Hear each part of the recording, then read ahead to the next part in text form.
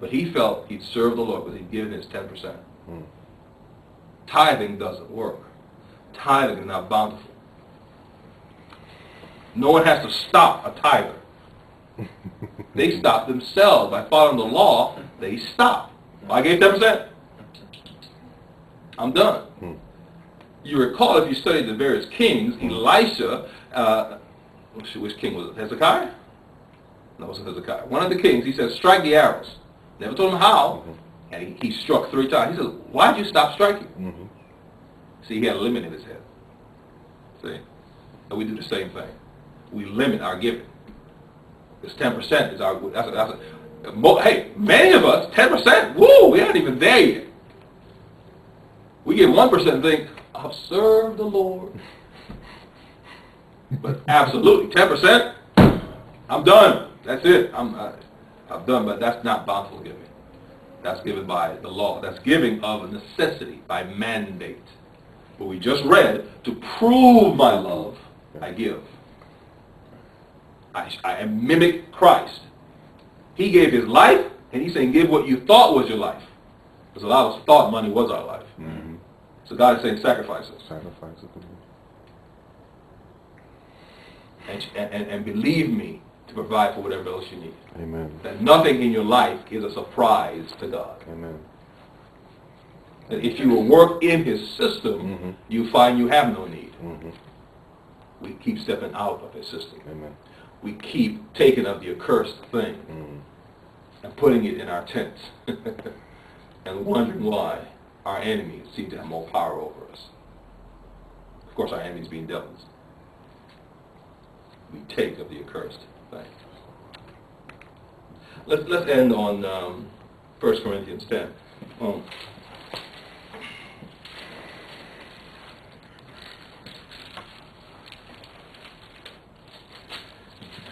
One verse here, maybe we'll end in 1 Timothy 6. In 1 Corinthians 10, just look at verse 24.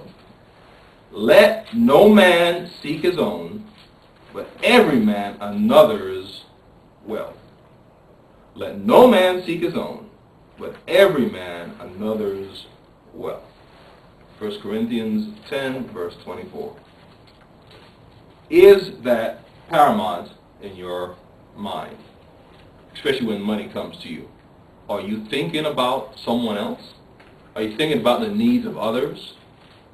Or are you focusing on what you want and what you think you need? Let's finish at 1 Timothy 6. Brother Marcus pointed out something very interesting there the other day, which I think needs to be repeated.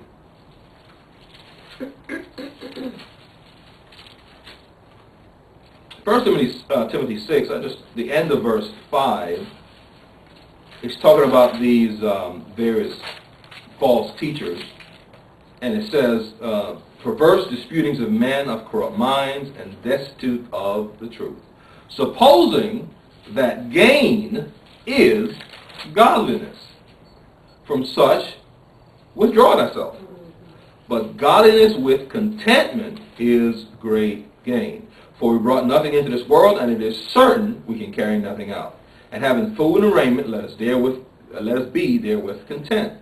For they that will be rich. So let me just pause there. It just said, if you think God is about to get you gain, you got the wrong God.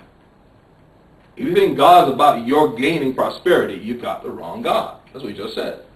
And it says, it starts with just your desire to be rich.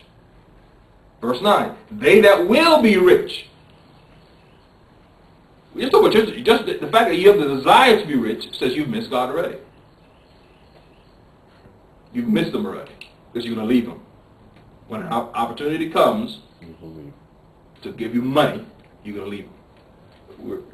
The service we were attending this morning, he was talking about all the people in the music business who start off, wonderful voices and so forth, but then money comes. And they turn from God. And they turn to homosexuality and many other things. So we have to put ourselves like the beaver, like the fly, like the mosquito. We just got to be part of the system and stop stepping out of it. Our job is not our job. It's what God has us, the work God has us doing. Mm-hmm. It's output, the money. It's not our money. It's God's money. So the first question should be is, have I given enough? That should be the first question. Not, should I give? That's a stupid question.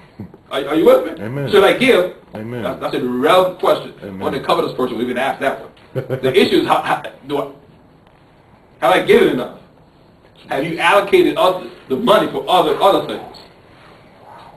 Okay? Marcus, you recall one of the first time you asked the Lord that, and you were ready to give a particular percentage, he actually told you to give less. Which blew you away. Because he had plans for the rest of the money he'd given you. The beauty is you checked with him. But there are times where he told you to give more. Okay? Now, let me end on this. We know in this church, and we hope for all Christianity, that each and every Christian is working diligently by studying the Word, by repenting and being obedient, of hearing God.